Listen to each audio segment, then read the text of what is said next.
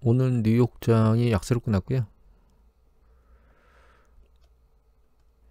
이제 유럽장 오늘 새벽에 혼조세였는데 국가 반납.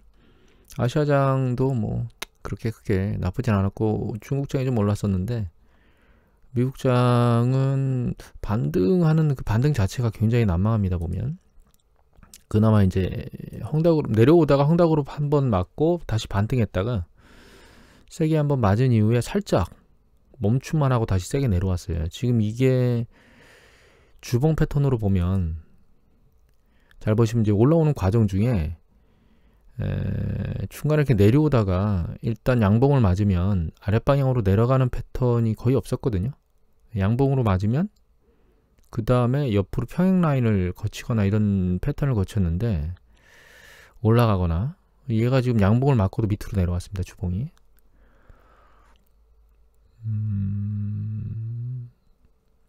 여러분들 이번에는 긴장을 꽤나 하셔야 될 것 같아요. 말씀드렸던 그 출구 전략 금리 인상이 임박하면서 발생하는 그런 흔들림이 내년 상반기가 아니고 올해 하반기에 발생할 수 있는 가능성이 있을 것 같다라는 얘기를 계속 드려왔는데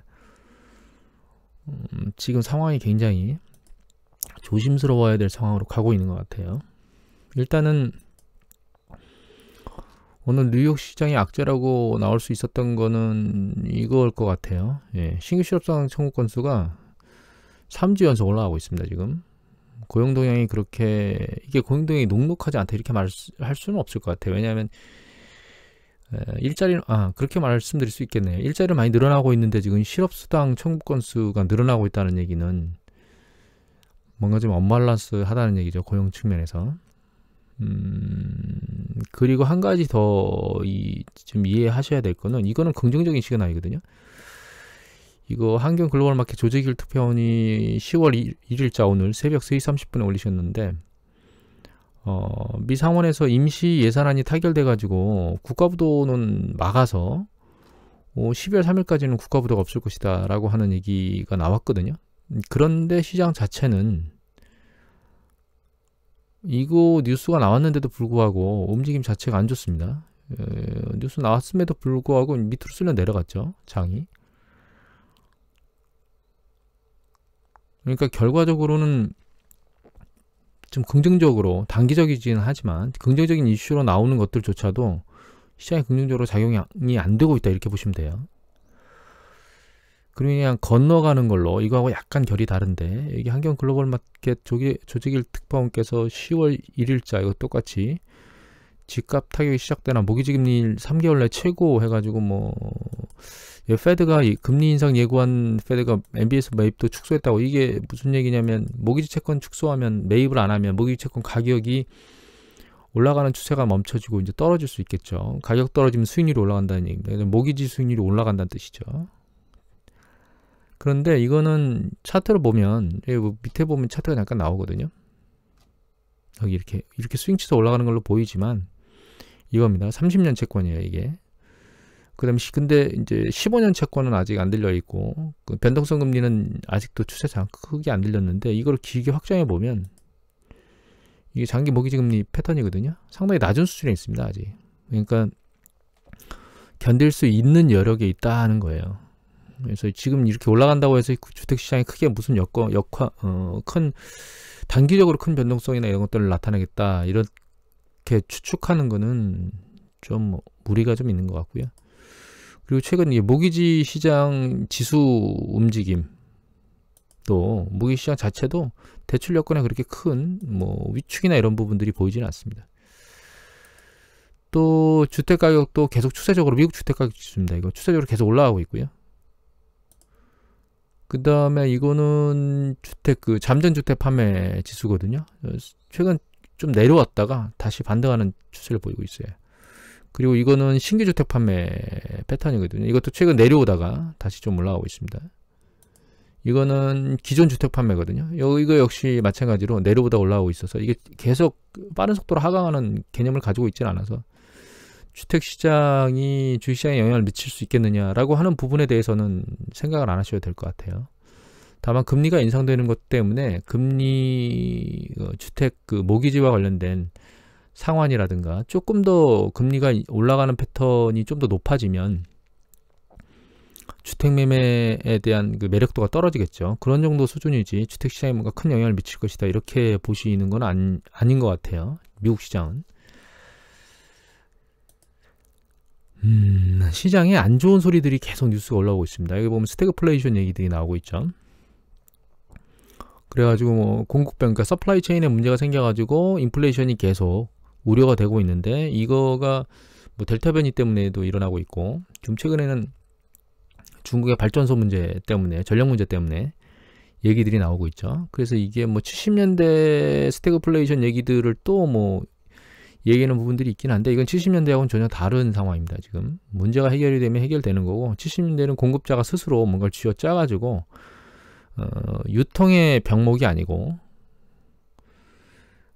실제 생산에 대한 조작이었거든요. 그래서 그때하고는 좀 다른데, 문제는 이게 지속되고 있고 이게 아주 단기간에 끝나지는 않을 상황으로 점진적으로 일어나고 있다는 게 가장 큰 문제입니다. 그리고 이건 중앙일보 기사인데 9월 30일자 기사고요. 이거는 배재선 기자께서 올리셨습니다.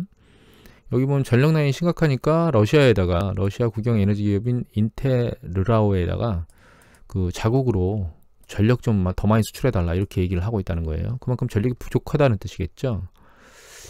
그런데 중국이, 이거는 중국 AA스탁스.com 데이터거든요. 이게 중국의 전기 생산량입니다. 노란 게 전력 생산량이거든요. 그런데 이 발전량이, 이거 2019년도거든요. 여기가 2020년도, 여기가 2021년도입니다. 지금 2019년도 8월달 보다, 이게 9월이고 이게 8월이거든요. 이게 8월달보다 사실 전년 동기 대비도 늘었지만 0.2% 생산이 그 2019년도보다도 늘었어요. 그러니까 결론적으로 전력 생산은 추세적으로 계속 늘어나고 있는 상황이 있긴 한데, 문제는 단기적으로 코로나 팬데믹이 야기한 그 수급 불균형의 문제 때문에 중국의 전력이 그만큼 수요가 많이 폭발적으로 늘어나고 그게 부족하다라고 하는 문제점을 야기하고 있다는 거예요.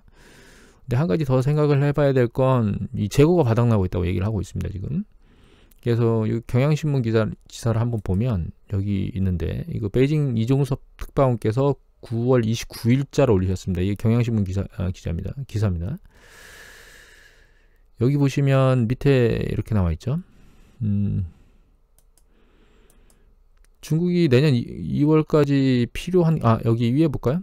중국 당국이 정한 규정에 따르면 화력발전소는 원칙적으로 비수기에 20일간에 사용할 수 있는 석탄을 비축해야 되는데, 시노링크가 분석한 21일 기준 표준 보유량은 보름 정도만 사용할 수 있는, 21일 날 한 거예요.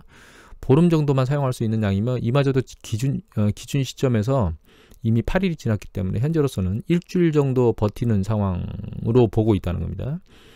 그만큼 중국의 지금 석탄 공급이 굉장히 안 좋다는 얘기고요. 그리고 그 원인으로 여기 보시면 이게 석탄 가격이거든요. 석탄 가격인데 이게 미친 듯이 올라가고 있습니다. 지금 이 상승 강도가 이게 상상을 초월하는 강도로 올라가고 있어요. 이게 결과적으로는 이걸 야기한 건 무엇 때문에 야기한 거냐? 이것 때문에 얘기했죠, 이거. 네. 이거는 이장훈 국제문제 애널리스트께서 9월 26일자로 올린 내용이고요. 동아일보 기사입니다. 호주의 경제보복을 시작했거든요. 중국이. 미국하고 보조를 맞춘다 그래서.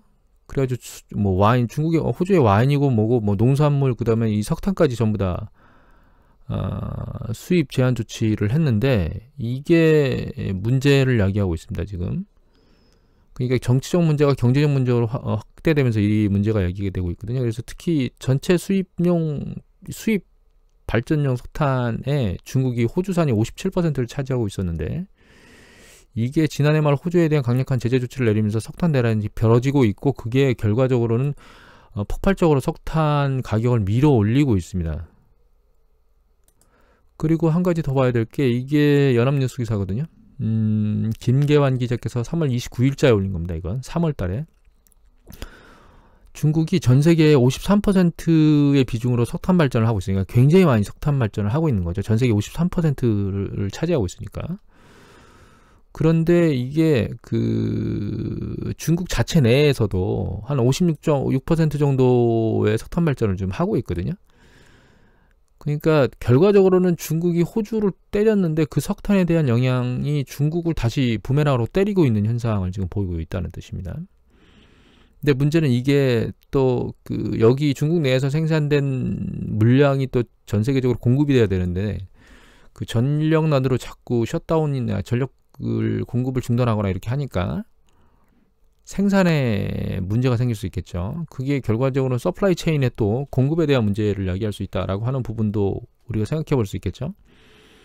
결과적으로 지금 스태그플레이션 얘기도 나오고 있고 서플라이 체인 문제가 아직 극히 해결되지는 않고 있는 상황에 중국의 전력난 문제 때문에 이것도 또 서플라이 체인에 영향을 미치겠다라고 얘기를 할 수 있는 뉴스 보도들이 좀 나오고 있고요.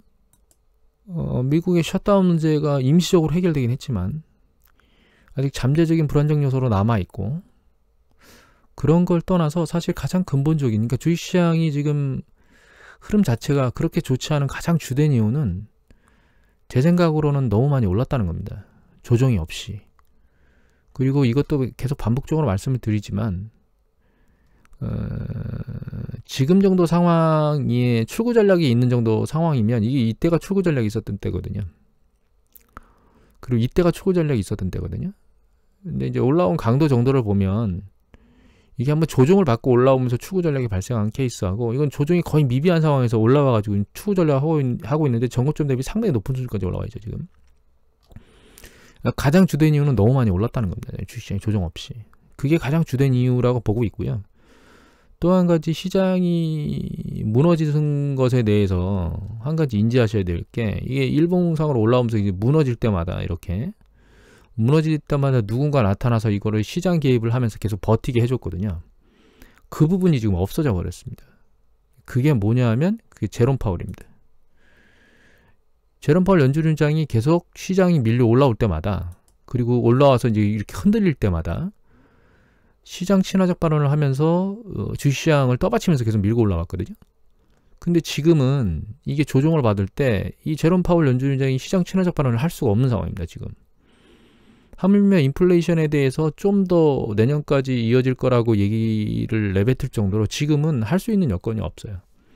뭐 테이퍼링을 연장하겠다는 둥, 뭐 금리를 내년도에는 안 올리겠다는 이런 얘기를 지금 할 수가 없는 상황이거든요. 여기다가 인플레이션 지표가 또 기대치보다 상당히 높게 움직이거나 이러면 시장에 또 충격을 가하게 될 겁니다. 그래서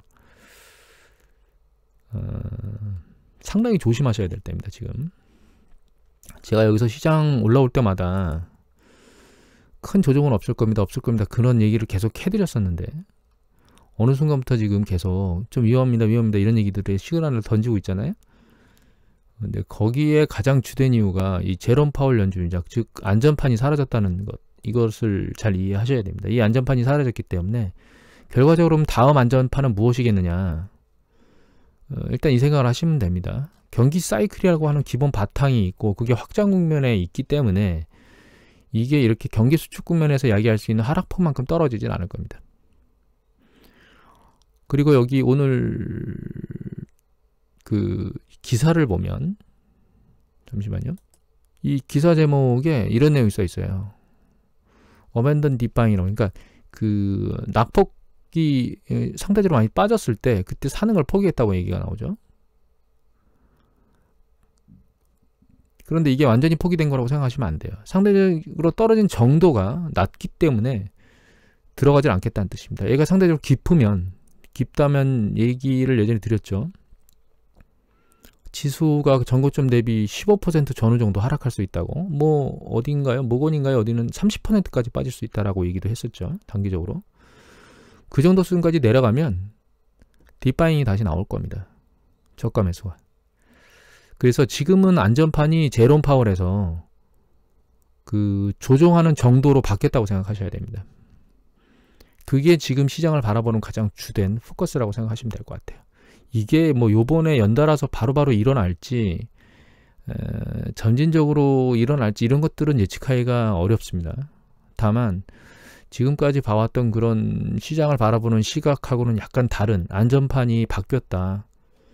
조정의 정도가 제롬 파울이 사라지고 조정의 정도가 어느 수준까지 내려가는 걸로 안전판이 바뀌었다라고 하는 정도까지만 인지하시는 게 지금 시장을 바라보는 관점입니다. 그래서 어떤 뭐 뉴스 보도나 이런 것들보다는 그런 관점 포인트, 그런 포커스를 두고 포트폴리오를 운영하셔야 되는 게 맞지 않나 이렇게 생각합니다. 오늘 이것을 마치도록 하겠습니다.